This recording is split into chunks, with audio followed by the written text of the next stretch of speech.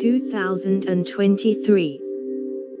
A rare look inside the notorious Russian jail holding an American journalist.